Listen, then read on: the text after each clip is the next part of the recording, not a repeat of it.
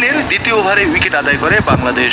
অধিনায়ক শান মাসুদ 14 রানে আউট। পাকিস্তান তখনও পিছিয়ে 89 রানে। নাহিদের গতিতে আরো একটি উইকেট। বাবর আজম করেন 22 রান। 140 কিলোমিটারের বেশি গতিতে বল করে ব্যাটারদের বিপর্যস্ত করে রেখেছিলেন নাহিদ রানা।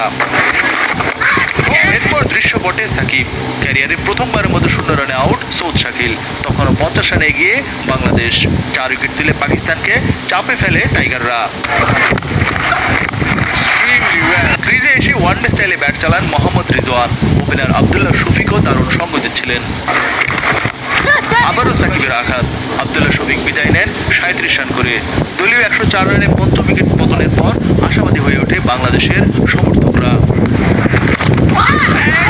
আঘাত সালমান গোল্ডেন ডাক। 105 রানে পতন পাকিস্তানের ষষ্ঠ উইকেটের।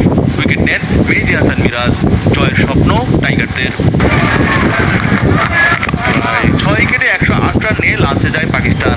বাংলাদেশ তখনও এগিয়ে 9 রানে। সকালের সেশনে 26 ওভারে 85 রানে 5 উইকেট তুলেছে টাইগাররা।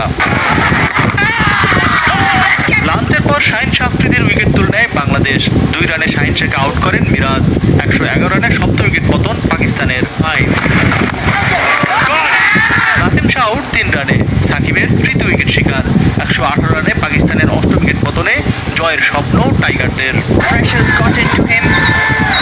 সাকিব করলেন বিশ্ব রেকর্ড। বাঁহাতি স্পিনার হিসেবে আন্তর্জাতিক ক্রিকেটে সবচেয়ে বেশি উইকেট শিকারী এখন টাইগার সুপারস্টার। ভেট্টোরির 705 উইকেট ছাড়িয়ে গেছেন তিনি। প্রতিরোধ করেন মোহাম্মদ রিজওয়ান। প্রথম ইনিংসে সেঞ্চুরি করা এই ডানহাতি পূর্ণ করেন দশম 50। অবশেষে মিরাজ পেলেন কাঙ্ক্ষিত উইকেট। মোহাম্মদ রিজওয়ান 51 রানে আউট। মিরাজের তৃতীয় উইকেট শিকার। 142 রানে 9 উইকেট পতন পাকিস্তানের। লিড মাত্র 25 রানের। মিরাজের চতুর্থ উইকেট শিকার। 146 রানে দ্বিতীয় ইনিংসে অল আউট পাকিস্তান। এতে জয়ের জন্য মাত্র 30 রানের টার্গেট পেয়েছে বাংলাদেশ। টার্গেট টপকাতে বেগ পেতে হয়নি টাইগারদের। সহজেই 10 উইকেটে জয় তুলে নেয় বাংলাদেশ।